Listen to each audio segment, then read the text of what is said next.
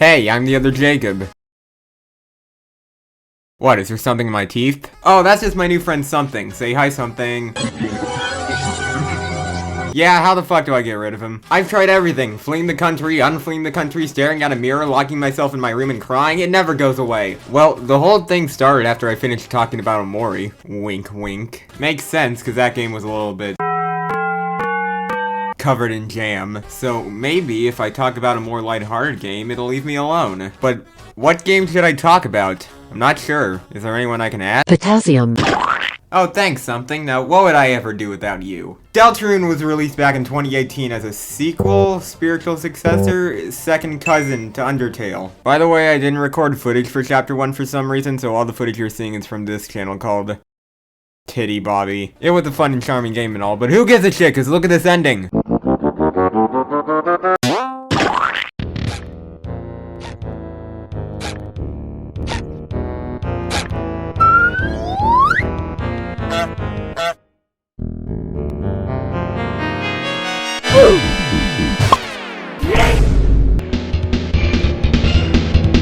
Toby, what the fuck are you trying to tell us? This game was weird. It seems to take place in some sort of alternate universe to Undertale, where you play as some guy named Chris. Still somehow Toriel's kid and Azriel's sibling. They, along with the bully mean girl shock eater Susie, end up in a mysterious dark world. Here they meet a few new quirky characters, like Rouse, who has absolutely no relation to Azriel Undertale, Lancer, the best one, and Jevil, the Sans Undertale. This game also has a big fat running theme of our choices not mattering, which is a big contrast from Undertale. Susie never listens to you for half the game, the entire intro is basically a big fat fuck you, and there's only one ending. On top of all that, our main characters are locked into a prophecy. Bad things are gonna happen and only we can stop it by stealing all the dark fountains. It's basically every single prophecy from every single fictional story that has a prophecy. And at the end of the game, we stop the evil Chaos King, Susie decides to stop being a bully for the most part. We take some time to get an autograph from the Sans Undertale, and that's the end of the game.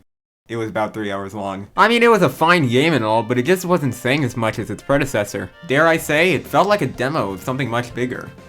Probably because it was. Deltarune Chapter 2 was released to the masses like a month ago, and let's just say the internet took note.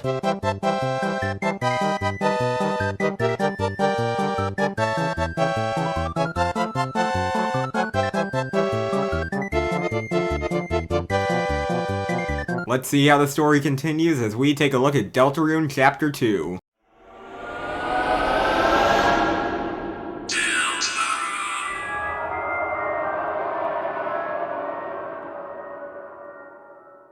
We open on a fake-out murder. Guess Chris wasn't as bloodlusty as we all thought. Anyway, we get to school, and after this guy named Birdley reads so hard his face becomes flat, we immediately fall asleep. After we wake up to find that school is over now, Susie carries us into the dark world. But not before this girl named Noelle becomes a lesbian to Susie. I love her. After hopping into the door to darkness, we find a brand new mechanic to the game, recruiting. Every time we spare a monster, they'll end up moving to our town after the place evaporates from stealing the fountain. You also have the option to customize your town. I didn't. It's nice to see some past characters from the game as your friends, but it doesn't really affect the game all that much. Anyway, after a quick tour, we have to leave to do our group project in the library. Or, excuse me, the library. Lancer decides to tag along in our pockets along with a Rolls card, because why not? But once we get there, well...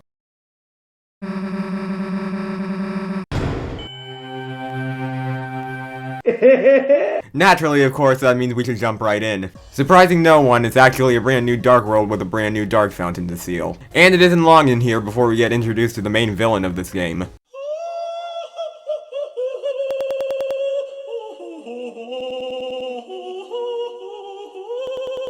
Her name is Queen, and she wants to cover the world in darkness by opening up more dark fountains. So yeah, she's basically the same as King from the last game, but funnier. She also kidnapped Noelle to turn her into a willing peon, and she might make her face into a robot one, just cause it seems cool. And because of all that, Susie's feeling a bit enthusiastic. But before she accidentally misplaces her axe inside her non-existent face, we gotta fight these giant pink hairy sausage bunnies. We do this by, what else? Yeeting Chris at the wires until they fall off. Rouse also decides to show up at the last minute. How did you get here, you goat?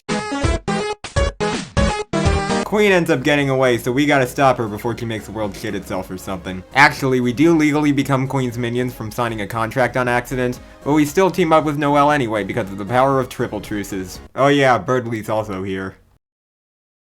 We also get assaulted by these Meta Runner looking asses because they think we're working with Queen, which is funny because we are. We have to fight them now, and it's here we learn a bit more about the battle system. Oh, well this is pretty fucking familiar. What does this remind me of?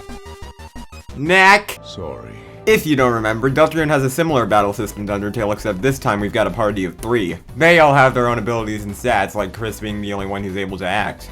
That's stupid and they rightfully fixed it in this game. Rouse and Susie can also cast spells. Only problem with that is you're only ever going to want to use Rouse to heal, pray, or maybe sometimes pacify. Susie's Rude Buster is super strong, but what are you doing, attacking someone in Deltarune? You aren't going to try and assault these pure beings, are you? No, you're going to pat them on the head, leave them be, and call them back later. Just about everything I just explained is the exact same as it was in Chapter 1. We do actually get a new party member for a big chunk of the game, Noelle. She's pretty much the same as Rouse, except she has a brand new spell, Ice Shock. But it deals damage, which means it's in violation of the Geneva Convention. I mean, it doesn't actually matter, since if you do decide to be put on a list, everyone just runs away and no one actually dies. But that means you won't get a different ending, so you might as well just act and spare. Isn't that right, something?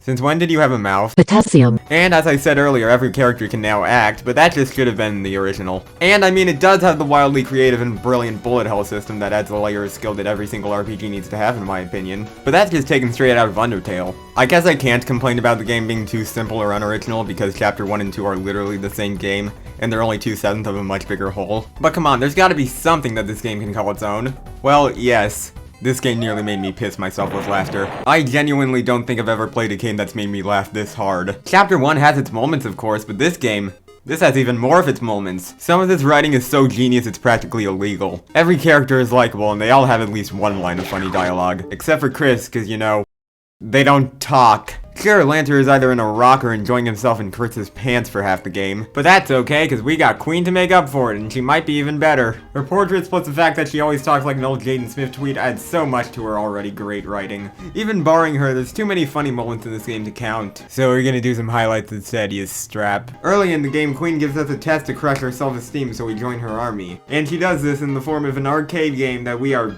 too short to use the controls of. Alright, we're done. She got us good. We pack it up, go home. We'll get them next time. But, thanks to the power of friendship, we can combine our powers to play the game anyway.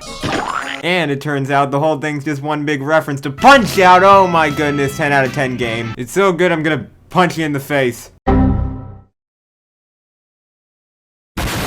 Also, like I said earlier, Noelle joins our party for a big chunk of the game. And to hide herself from Queen, she uses this epic disguise. Just look at it, it's completely foolproof. Also, I think I did Dirty Birdly earlier. Fuck! Also, I think I did Birdly dirty in the past, because he's also pretty damn funny. But if you don't like him, don't worry, because you get to physically assault him on a roller coaster, whether you're playing pacifist or not. My favorite part of the game, though, was here when Queen takes a leisurely drive with me and Noelle in to find Noelle. It's your standard driving segment. You steer, you avoid traffic, you don't avoid traffic, and instead ram into every car imaginable because it's funny. Other than that, there's not really much else going on. Oh fuck yeah, I've been waiting for this one. Give me that goddamn banana right now. Potassium. After that, the road gets blocked by a big traffic jam, so we gotta go clear it up on our own. No big deal, we just have to walk through this alley and... Do you smell great deals and affordable prices? Oh, fuck me. This stupid fucking #1 rated salesman 1997 is known as Spamton G. Spamton, and he's got quite the special deal for lonely teenage whiteners who procrastinate on videos because they are losing control of their life. Only $4.99. I mean, after all, wouldn't you want to be a big shot? Big shot. Big shot. Well, aren't you lucky, because he's got a deal so good you'll swap yourself. That's right, now's our chance to be a big shot. And the only thing we need is... Hyperlink locked. Let me tell you, this hyperlink lock is so insert hit some trendy internet buzzwords here. It'll turn you to in no units representing the passage of time. This goddamn hyperlink lock is so goddamn hi. All of your friend request accepted will look at you and say out loud, sweet mama, I wish my leaking water was as refrigerated as that naughty posterior. And you can have one of your very own for the low, low price of one heart-shaped object. Unfortunately for Spamton, we only have one Heart-shaped object. and it's pretty much attached to us. That was a lie. So why don't we settle this squabble with a nice, friendly... Applies to the get. Disclaimer. Get only refers to the get of the user's bank account. Neither Sandman, Toby Fox nor Mike can and will accept any responsibility for any physical termination of the user's life. Since we're doing The only route that exists. the only way to beat him is by... Giving him all of your Chromer and account access. Actually, if you know what's good for your wallet, you don't do that. You basically have to get as far as possible in the fight without giving him money like a little... Slime. But we still have to take the final deal at the end so we can become a... Big shot. Okay, can someone get rid of that text-to-speech voice? It's really starting to piss me off. Thanks. So now we're officially roped into whatever this big shot thing entails. There's no turning back now. But I've had enough affordable prices for one day, so for now just remember to... Like and subscribe for more hyperlink blocked. God damn it! Anyway, after that 5 out of 5 experience, we're luckily nearly through. Noelle meets up with the rest of the gang, but not before Queen commits a felony.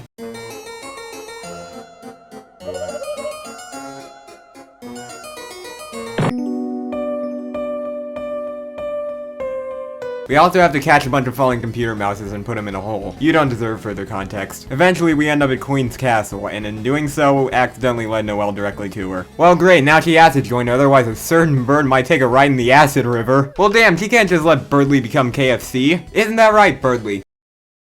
Hey, wait a minute. Okay, plan B. Well, great, now Noelle's captured, and so is everyone else. Fuck. Honestly, Birdly should have seen this all coming. I mean, come on, she's not even a real gamer. No! And after the most important plot twist of the game, Queen sends everyone to the dungeon. Except for Rouse, because she doesn't have enough cages. Well, great, now we're locked up in here. At least the rooms are nice, they're designed after our browser histories. Like with the piano tutorial. Chris, what the hell is that? But seriously though, how the hell are we gonna get out of here? I don't know, maybe there's an item I brought that can help? Oh. He's back, folks, right in your pants where he never left. And he's got a genius plan to get us out of here. Ordering so many shovels that the entire room shits itself. That's a plan you can really dig, now is it? Unfortunately, it's not all shovels and pants holes here. Since Lancer is outside the OG Dark World, staying here will turn him into a rock. Ain't much we can do about it right now, sadly, but might as well make him feel comfortable while he's a statue. Birdly knows a secret shortcut that'll take us straight to Queen. We gotta get from here to there with a route that contains slightly more dogs than you might expect. No. We also have to go with Rouse to distract Queen, which leads to a scene, that's for sure. You get to take a ride down the acid trip, I mean River of Love. You do standard stuff here, solve puzzles, take your picture, hug Rouse, it all checks out. The most notable thing about this segment is the boss fight against Rulkscard. Yeah, he just randomly decided he wants to be a pirate for some reason. His fight's actually pretty unique, you have to figure out how to capture more houses than him. Uh-oh, he's about to use his special attack, everyone brace yourselves! Hey, isn't he from the OG Dark World? Well, that was fun and all, but I wonder what Susie is doing right now. Well, she's being a lesbian, of course. Susie goes off on her own to rescue Noelle. And said rescuing just so happens to involve a ride in the giant hard-covered Ferris wheel, because it does. There ain't too much to say about the scene, other than it's fucking adorable. But uh-oh, here comes Birdly to keep us from having too much fun. He reveals to Noelle that his affections have moved on to another woman. That woman being Susie. And I've already showed off how well that goes. No time to worry about that, it's final boss time. One final confrontation with Queen, now featuring extra chicken. That's right, Queen managed to mind control Birdly with her wire. So he's a bird on a wire. Yeah, let's just kill her already. There isn't too much to say on this boss fight. It's basically an endurance test as you try to get the wire off Birdly. And as we all know, the best way to deal with wire trouble is to pick up the nearest non-binary teenager and yeet them with tremendous force. You might also have to break a shield made from pure battery acid. You could destroy it with kindness, but just pounding on it works fine. The attacks are pretty neat too, especially the one that's a manifestation of Twitter. Other than that, it's just a sick fight, not that much more to say. And after enough yeeting, beating, and tweeting, we managed to get the wire off Birdly. That doesn't mean the fight's over yet, as Queen manages to get away with the oldest trick in the book. Oh yeah, and did I mention that Queen also has a giant fucking robot? Well, what the fuck are we supposed to do about this? Susie, that isn't helping! Yeah, things are looking pretty bad right now. But, by combining the strength of all of our allies, we can all come together and create... whatever this thing is. We can finally stand up against Queen, and guess what? It's the fucking Punch-Out game again! And here I thought I could escape the brain damage. But no, it's here again, and Toby did his fucking homework. Queen's got it all. Lightning quick attacks, delayed attacks, attacks you have to duck under, attacks you have to intercept. Sometimes she'll double dip on her attacks. Sometimes she'll go for your soul out of nowhere. And best of all, she gives lots of opportunity for low quality edits. You do have a fuck ton of health, so it's not really difficult. But I'll be damned, this could pass for an actual boss fight in Super Punch-Out or something. You know, if Super Punch-Out wasn't Super Punch-Out. Anyway, we knock out Queen, and then we question if covering the world in darkness is really such a bad idea after all. Then Rouse reminds us that if we do that, the world's gonna shit itself. Hard. Like, really hard. With Titans. So yeah, the deal's off. And that's the end. Everyone's happy, we seal the Dark Fountain, and we walk home. Susie decides to sleep over with you, but other than that, we've pretty much wrapped up. Oh yeah, Chris is the one who's making the Dark Fountains, that might be important later. And that's just about all there is to say. That was a lie. Oh yeah, there's a secret boss, For gore. Do you remember that Spamton fella from earlier? Remember how he roped us into that big shot business? Remember how we pretended the whole thing never happened? Smart choice, right? Well, Toby didn't think so because you can actually visit Spamton's shop. And yeah, the whole place definitely looks like something you should give your credit card information to. I mean, just look at all of these amazing and totally real items in store. But only one of them actually matters. Which one was it again? Okay, thanks for reminding me. Spamton tells you all about a super special deal waiting for you in the depths of Queen's Mansion. Only problem is the way's blocked by super high quality encryption. There's no way inside. Luckily, Queen didn't take into account that I have no financial self-control. We can buy the keygen for the low price of... Use it to unlock the encryption and enter Queen's basement. And waiting for you is the hardest challenge you've seen yet, ready to end your life. Teacups.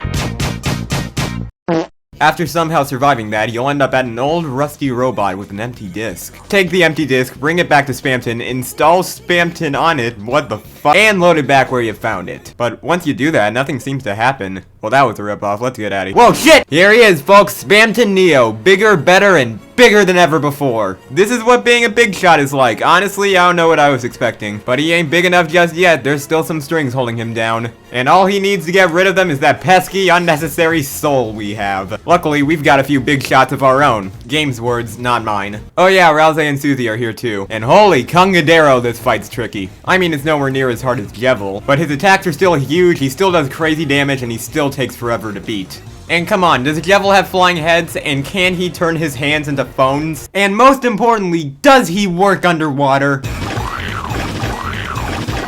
Yeah, the attacks are fucking weird, but that's a part of the charm. Combine that with the sick as hell shoot 'em up gameplay along with the aforementioned big shot, and you have yourself a recipe for what is easily the best fight in the whole game. You have to beat him by snapping his wires, by the way, and once you're done, well, we interrupt this program to bring you whatever this is.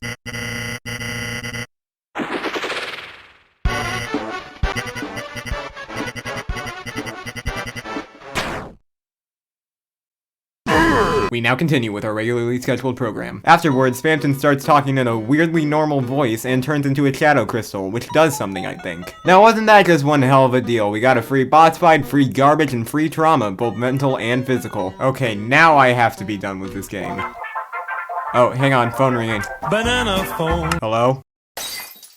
They're the genocide route! That's right, a snowgrave route to be more exact. Remember how our choices don't matter? Me neither. Thing is, if you try to kill anyone using conventional means, they end up just running away. That's why this run ain't truly a run until Noelle joins your team. What you do beforehand doesn't really matter. Just for the sake of it, I'm still gonna be a big smelly ass to anyone who looks at me funny. Once Key does join your party, well, remember that ice shock spell from earlier? Turns out if you use that spell, the enemy becomes frozen completely solid, and their bodies even stay on the overworld, almost like a grave. Can you tell where this is going? Run it back and kill every single enemy possible with this spell, no exceptions. But that's not all. Talk to this NPC specifically and say that you're more than just friends with Noelle. In a normal route, you wouldn't think twice about this option. You just say something and be on your merry way. Here though, if you say you're something else, the entire run is aborted if you say you're just friends, by the way. The NPC will offer you a freeze ring for the low price of exactly $1 more than what you currently have. If you repeatedly insist to buy the ring despite not having enough money, Noelle will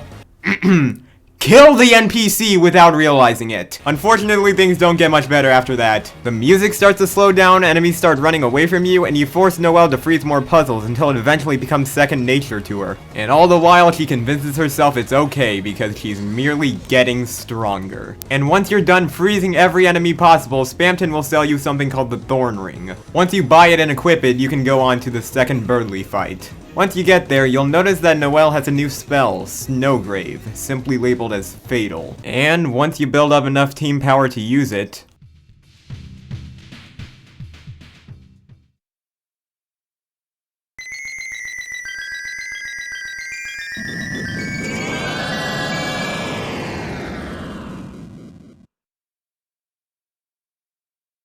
Birdly turns into a fucking rupee. Alright, let's talk about this real quick. So I've made it clear about how this game's main thing is how our choices don't matter. That's why our three main characters are locked into a prophecy where they have to save the world. But Noelle isn't a part of that prophecy, is she? So this ending is basically just you manipulating Noelle into becoming a murderer just to get something different out of this world. And no, Chris isn't manipulating her, you are. If Chris dies during the Birdly fight, Noelle says she can still hear their voice. You could make an entire video about the implications of all this, but that's not my job. Long and short of it is this section is really creepy, and that's really cool. After that, we just skip straight to Queen's Castle. There's not too much to say on this segment, other than a strange force has taken over the castle. But I really need to wrap this video up, so let's just seal the fountain and get this over. Oh, for fuck! So apparently, while we were just being ourselves, Spamton sees the opportunity to become a big shot all on his own. And sealing the fountain would be like closing without saving for him, so we gotta fight him. In a harder version of the fight, by ourselves. Yeah, this fight's hard as balls for very obvious reasons. But once you somehow get far enough, Spamton turns the tables on you by greatly raising his defense. Ah yes, because as we all know, Neo is known for his high defenses. So how are we supposed to kill him now? We won't. Chris calls and calls for help, but nobody picks up. That is until you call for Noelle, and...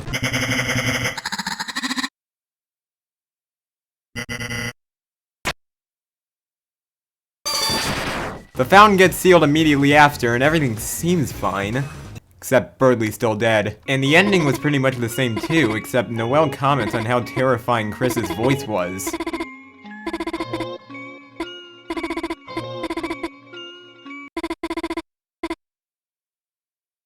It me! And that, for real this time, was Deltarune Chapter 2. Yeah, it was short, like, I have no idea how I got 22 minutes out of it short, but it's still just 1/7 of a much bigger game, so you have to cut it some slack. It was way funnier than Chapter 1 at least, and the Snowgrave route adds words to it all on its own. And I can tell that Deltarune as a whole is fucking going places, and I can't wait to see more of it.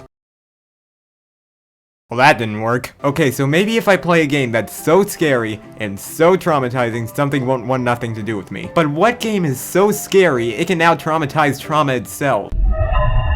Yeah, nope, not ready for that one yet. Maybe I should play some more emotionally light games first.